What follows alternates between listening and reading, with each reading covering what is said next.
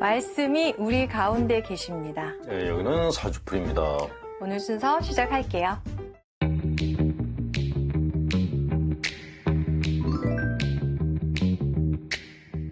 네, 세상의 교리입니다. 이 시간 함께 하시는 분들은 이 성경을 꺼내놓고 계실 것 같은데요. 함께 우리가 소개하는 성경 구절을 같이 찾아보면서 함께 보시면 더 좋을 것 같습니다.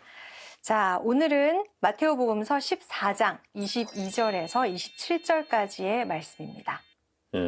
이스라엘에 가면은 그 갈릴레아 호수가 있는데 네. 그 갈릴레아 호수에서 예수님이 걸으셨다는 그 기적의 이야기입니다. 네.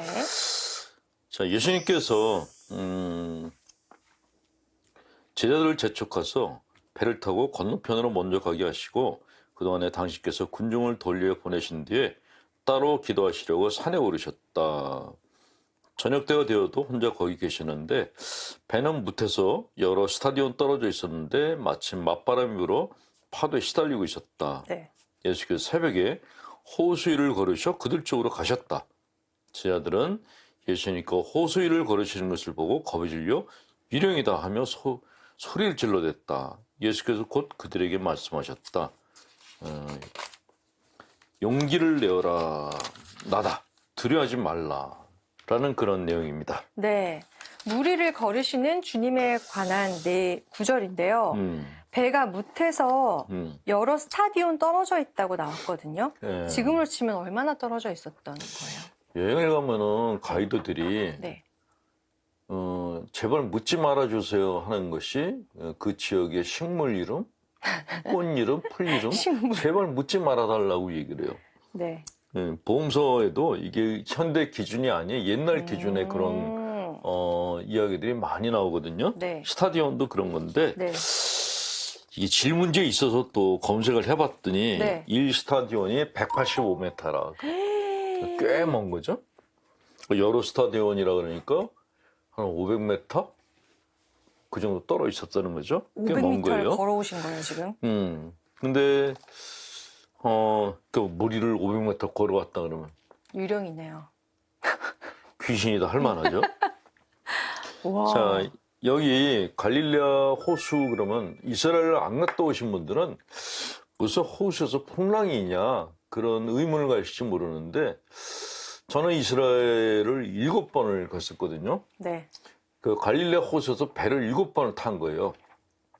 근데 그 7번 중에서 6번은 파도가 없었어요. 그냥 잔잔하고 그래서 아예 무슨 여기서 풍랑이 일어? 그런 생각도 했고 예수님이 이 무리를 걸으셨어? 이 깊은 데를? 뭐 그 생각도 했었는데 네. 근데 그 7번 중에서 한 번 풍랑을 만난 적이 있어요. 무섭더라고요. 배가 그 강 중심쯤에 갔는데 갑자기 비바람이 불고 배가 흔들기 시작하는데 돛대를 꽉 붙잡고 진짜 주의 기도를 바쳤어요. 제자들이 이런 마음이었겠구나 하는 것을 제가 경험했던 적이 있었는데 네. 그 무리를 예수님이 걸어온다 그러면 귀신이다 하는 게 당연하죠. 그 제자들이 놀랐다는 것은 너무나 자연스러운 반응을 보였다라고 생각이 됩니다. 네. 어쨌건 예수님이 이 무리를 걸으시는 예수님이 제자들한테 주시는 메시지는 뭐냐 하면은 네. 너희가 힘들고 정말 이렇게 역경이나 파도에 휩쓸렸을 때 그때 내가 항상 함께하고 있다. 너희가 생각할 수 없는 방법으로 내가 너희한테 가까이 가겠다라는 메시지를 주신 거예요. 그러니 두려워하지 마라. 그렇죠. 오. 그러니까 너희가 알고 있는 나는 그냥 사람이 아니라 신의 아들이다라는 걸 보여주신 거예요. 누가 무리를 걸을 수 있겠어요? 또 무리를 걸어서 오신다는 것을 누가 생각이나 했겠어요? 네. 우리는 늘 이렇게 신앙생활 하고 하나님을 믿는다 그러면서도 인간적인 관점에서 내 삶을 해석을 해요.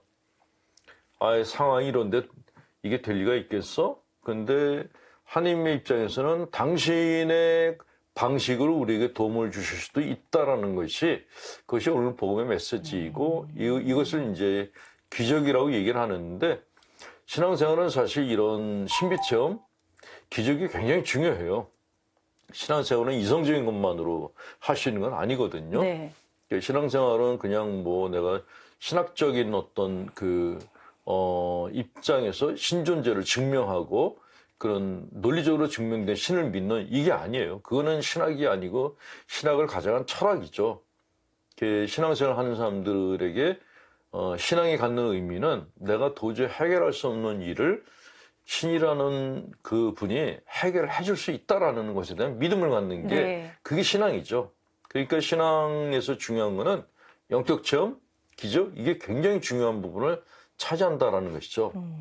근데 일부 이제 신학자들이 그런 것에 너무 빠지면은 이렇게 영적주의에 빠지고 광신주의에 빠질 수 있다라고 경고를 하는데 그 경고가 틀린 건 아니죠. 그렇지만 그렇다 그래서 영적인 부분을 갖다 배제시키게 되면은 그는 신앙이 아니라는 거예요. 신앙생활이.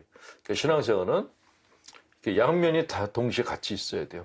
사람들에게 올바른 삶을 살 수 있는 길을 알려준 것 동시에 사람들이 공경에 처했을 때 그 사람에게 손을 내밀어주는 그런 역할도 같이 해야 된다는 거죠. 그렇군요. 말씀 들으면서 아니 근데 일반인들은 사실 기적을 체험하기가 쉽지 않은데 이렇게 쉽지 생각했었는데 네. 그런 쪽이었군요. 힘든 사람에게 손을 내밀어 주는 것. 네.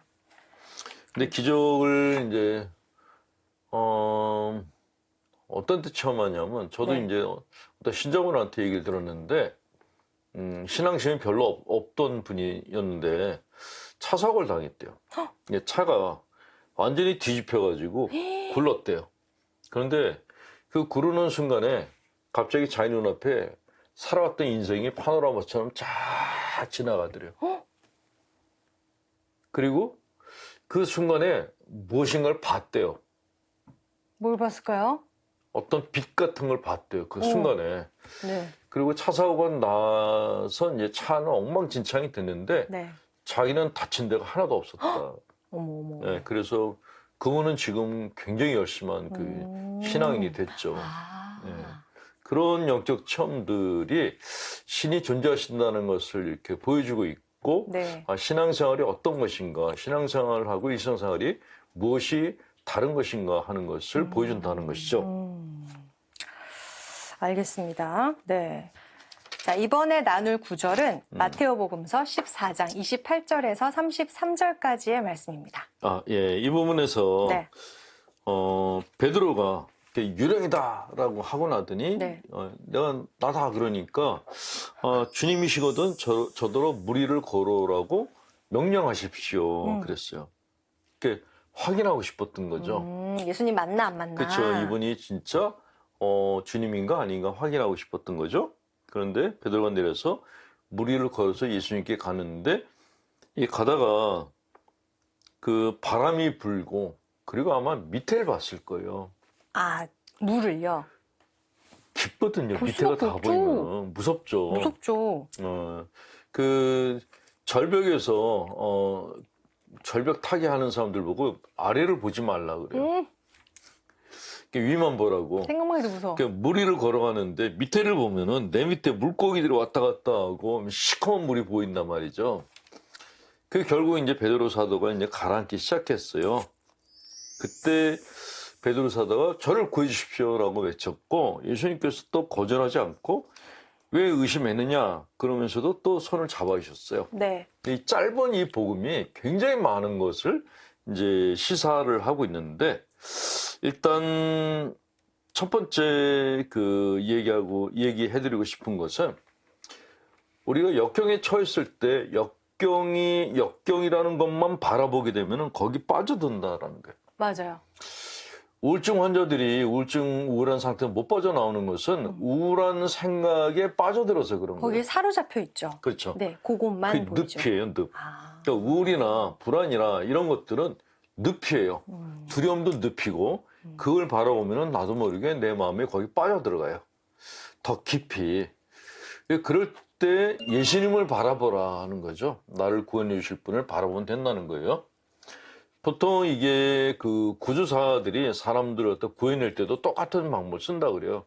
구조사들이 빠진 사람을 갖다가 밧줄을 던져서 이렇게 당길 때 네. 자기만 바라보라 그러는 거예요. 맞아. 저 보세요 이렇게 얘기하죠. 딴 데 보지 말고 나만 보시라고. 그래서 계속 눈을 맞추고서 대화를 나눠요. 그렇게 해서 구조를 하는데 그 신앙생활도 마찬가지라는 것이죠. 내가 어려운 상황에 빠지면은 내 머릿속에서 오토매틱 소프트 자동적인 생각이 올라와요. 아주 불길하고 재수없는 맞아. 생각들이 올라와요. 근데 그 생각만 바라보게 되면은 빠져들어요. 그럴 때는 그 생각을 쳐다보지 말고 십자가에 있는 예수님을 바라보는 거예요. 성모님을 바라보는 거예요. 그냥 그쪽만 바라보고 있는 거죠. 그럼 그 생각들이 약해지기 시작하거든요. 그게 여기서 주는 첫 번째 가르침이고, 네. 두 번째는 베드로 사도식으로 기도해야 돼요. 베드로 사도가 물에 빠지면서 뭐라 그랬죠? 구해주세요. 그러니까 살려주세요. 그랬어. 해분이. 예, 살려주세요. 그랬어. 살려달라고. 구해달라고.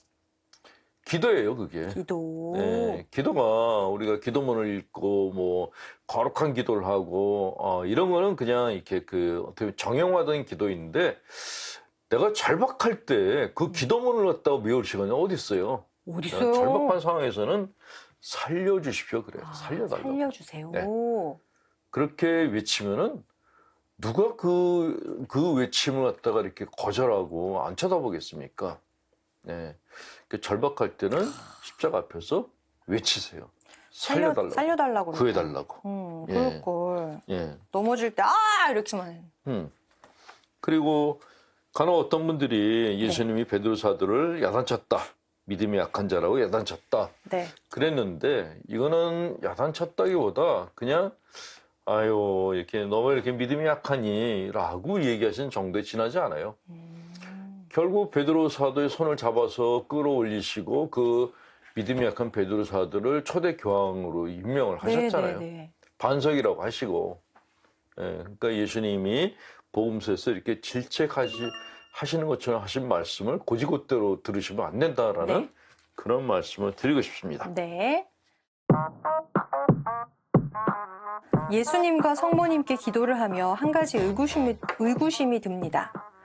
주님과 성모님은 우리보다 비교할 수 없는 고통을 겪은 분들인데 이분들 앞에서 내 고민이나 서러움을 말하는 것이 맞을까요? 고민이 있을 때 어찌해야 합니까? 하고 기도를 하지만 매번 응답을 주시는 것도 아니니 고통을 겪은 분들에게 괜한 엄살만 피우고 있는 것 같습니다. 현명한 답변 기다립니다. 현명하게 답변해 주시죠. 자, 이 사연을 보낸 분은 네. 애어른 같다라는 느낌이 들어요. 그 애도 아니고 어른도 아닌. 오. 그러니까 애들 중에서 부모님이 고생하시는데 내가 부모님께 부담을 드리면 안 돼. 그래서 자기가 힘든 걸 얘기 안 하는 아이들이 있어요. 네. 지나치게 착한 아이들. 네. 애어른이라 그래요. 아. 이 애어른인 사람들의 특징이 응석을 못 부리는 사람들이에요. 오. 집안이 이런데 내가 어떻게 응석을 부릴 수 있어? 그리고 자기 감정을 억압을 해요. 너무 일찍 커버렸네요. 그렇죠. 이게 별로 좋은 게 아닌 거죠. 이 글을 읽으면서 딱 그 생각이 드는 거예요. 예수님이나 성모님께서 고통을 겪으셨는데 내가 그분들한테 내 얘기를 하는 것이 이게 마땅할까? 이 생각은 애어른들이 갖는 생각이에요. 예수님과 성모님이 고통을 겪으신 것은 우리 때문에 고통을 겪으신 거죠. 부모님이 생계 유지를 위해서 돈을 벌려고 애쓰는 게 누구 때문이에요? 자식 때문이에요. 네. 아프리카에서 극한 직업을 갖고 있는 사람들에 대한 이야기들이 TV에서 많이 자주 방영이 돼요. 근데 그런 극한 직업을 갖고 정말 고되게 노동하는 그 아빠들한테 왜 이런 일을 하냐 그러면은 그냥 다 똑같아요 대답이. 이거 안 하면은 내 자식을 누가 먹여 살리겠냐고. 전 세계 아빠들이 다 똑같이 얘기를 해요. 예수님과 성모님이 고통을 겪으신 것은 우리들 때문이에요. 우리를 행복하게 해주려고 그런 고통을 감수하신 거거든요. 그러니까 그분들은 당연히 부모로서 자식의 힘든 이야기를 들으실 필요가 있는 거죠. 그러니까 십자가에 달리신 예수님이 저렇게 고통스러우신데 내가 어떻게 저분한테 이야기를 할 수 있겠어? 네. 이런 생각은 안 하시는 게 좋아요. 그분한테 가서 그냥 어린아이처럼 기도하세요. 그러니까 지금 이 사연을 올린 분은 어린아이 같은 심성이 이렇게 죽어버린 분이에요.